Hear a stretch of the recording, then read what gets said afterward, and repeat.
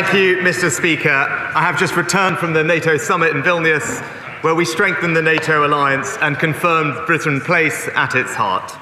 Faced with a more volatile and dangerous world, a mechanized war in Europe, and increasing aggression from authoritarian states, we must show those who would challenge our security and prosperity that NATO is united, that it is ready for this new era, and that it will remain the most successful alliance in history.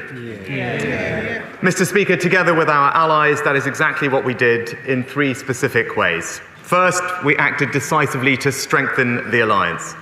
We agreed the most fundamental transformation to NATO's readiness since the Cold War.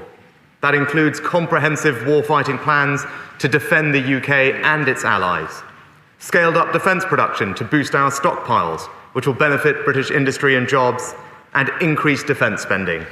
All allies made an enduring commitment to invest at least 2% of GDP. And, Mr. Speaker, the Vilnius summit saw NATO's membership expand. We welcomed Finland to the table as a NATO member, and we ensured that Sweden will follow close behind. The historic decision of our Finnish and Swedish friends to join NATO would have been almost unthinkable just a year and a half ago, but Putin's aggression made it almost inevitable. Where he sought to make us weaker, he has achieved the opposite. We are stronger than ever with these new allies by our side. Second, Mr. Speaker, we acted to increase our support for Ukraine. Let us never forget what Ukraine is going through. Over 500 days of war, they have experienced untold suffering, the likes of which no NATO country has suffered since its inception. I know the whole House will join me in paying tribute to the Ukrainian people and to their incredible spirit and fortitude. They're still standing strong and defiant, and the counteroffensive is making progress.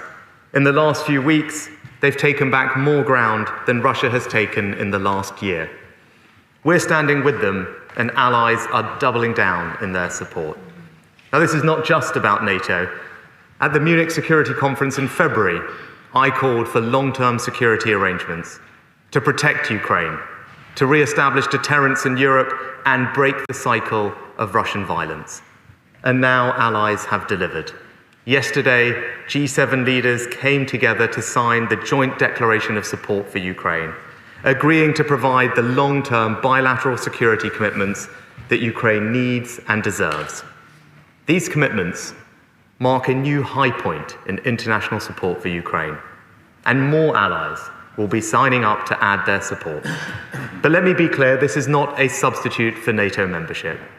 We took a big step in Vilnius towards bringing NATO into the alliance.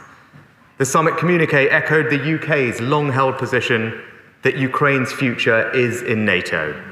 Now, of course, there is more work to be done, but we have shortened their path to membership, removing the need for a membership action plan, and holding the first meeting of the NATO-Ukraine Council with President Zelensky sitting at the table by our side as an equal. As President Zelensky himself said, the summit was a very much needed and meaningful success for Ukraine.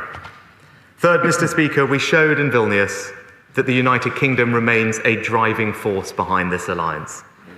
As I've told the House before, those who run down this country and its place on the world stage could not be more wrong. In my bilateral meetings and the wider NATO sessions, I was struck again and again by how valued our contribution is. The British people should know that, and they should be proud.